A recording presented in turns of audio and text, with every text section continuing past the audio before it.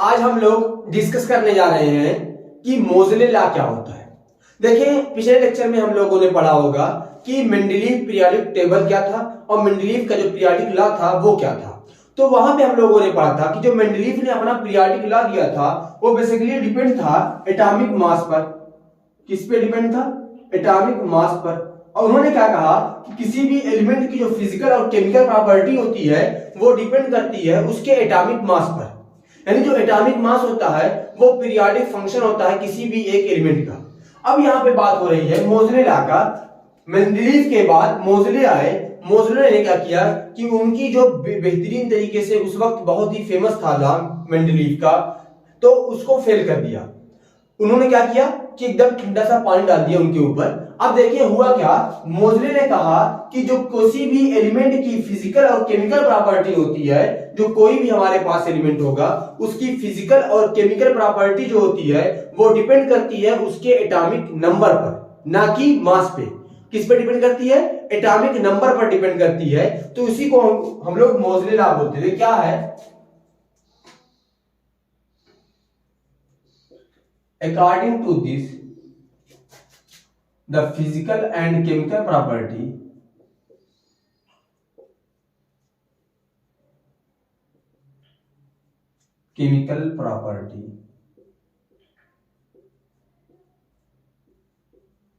of an element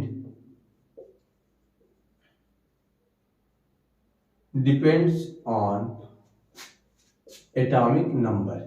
किस पे depend करती है? एटॉमिक नंबर पर। ठीक है ना? किस पे डिपेंड करती है? एटॉमिक नंबर पर डिपेंड करती है, ना कि एटॉमिक मास पर। इसी को हम लोग बोलते हैं मॉडर्न पीरियोडिक लॉ। क्या बोलते हैं? मॉडर्न पीरियोडिक लॉ बोलते हैं इसको।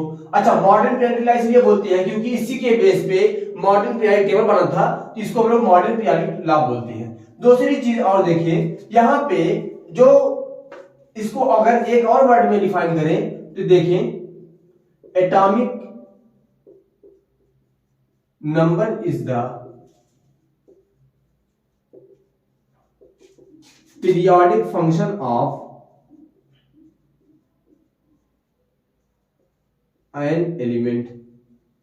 यानी किसी एलिमेंट की जो एटॉमिक नंबर होता है वो उसका पीरियोडिक फंक्शन होता है। यानी इसका कहने का मतलब ये है कि अगर हम लोग एलिमेंट को उसके एटॉमिक नंबर के इंक्रीजिंग ऑर्डर में रखते हुए जाएं तो सेम टाइम इंटरवल बाद जो हमको एक एलिमेंट मिलेगा वो उसकी सेम प्रॉपर्टी शो करेगा।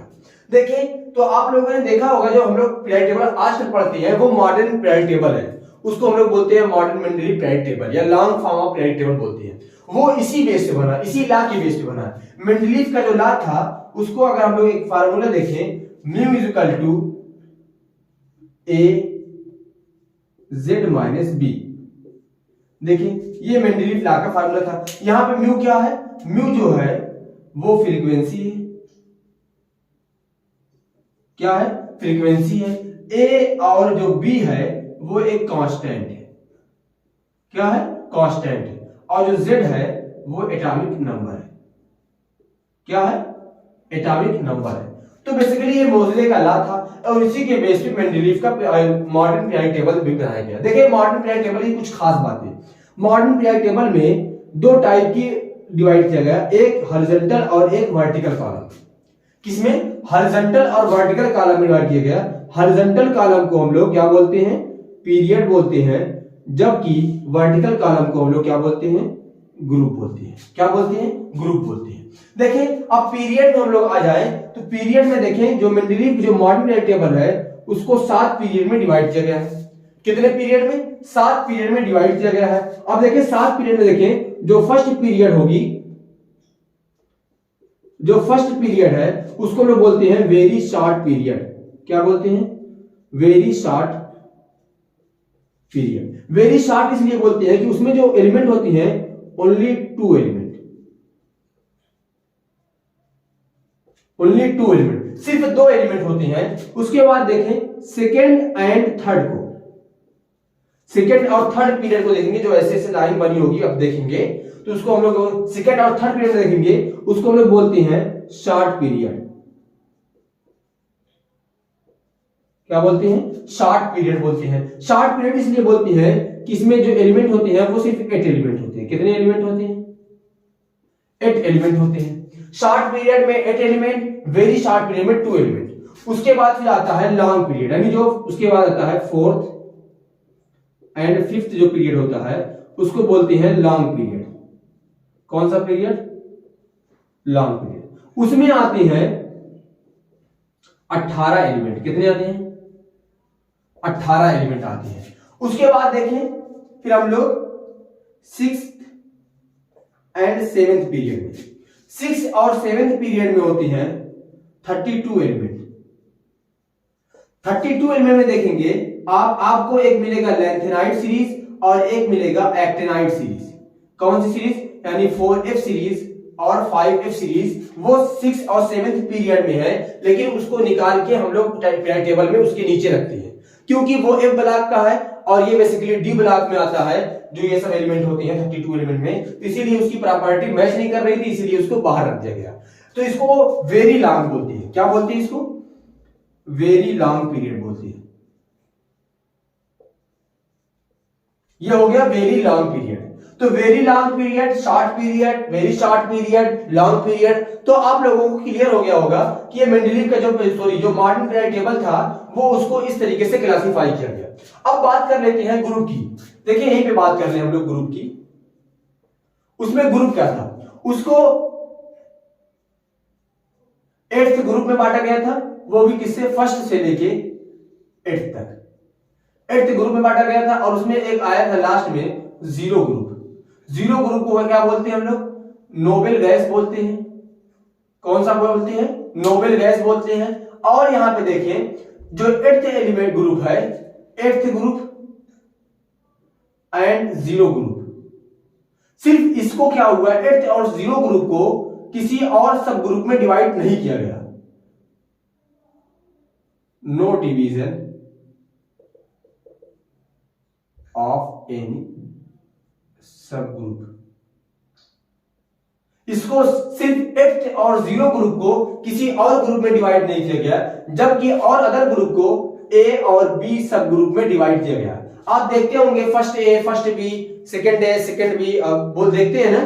तो ये सब क्या है, 1 से लेके जो 7 ग्रुप तक है, ग्रुप नंबर है, उसको अलग अलग डिवाइड किया गया है। किसमें, हम लोग उसको डिवाइड करते हैं सब ग्रुप में, ए और बी में। लेकिन हमारे पास जो 8th ग्रुप है और जो जीरो ग्रुप होता है उसको हम लोग और फर्दर डिवाइड नहीं करते।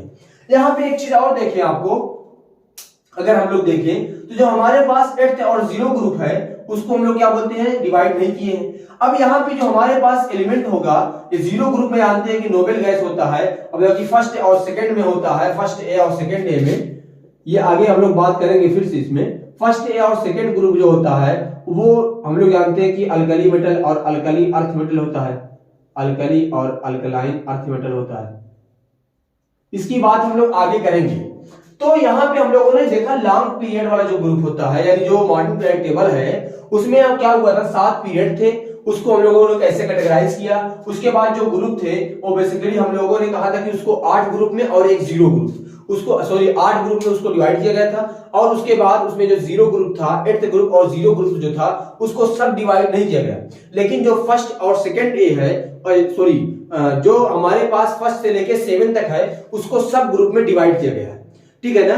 अब जो अगर आप देखते होंगे कि जो 18 ग्रुप होता है वो long form of period table में आता है, तो इसीलिए उसको हम लोग नेक्स्ट वीडियो में डिस्कस करेंगे।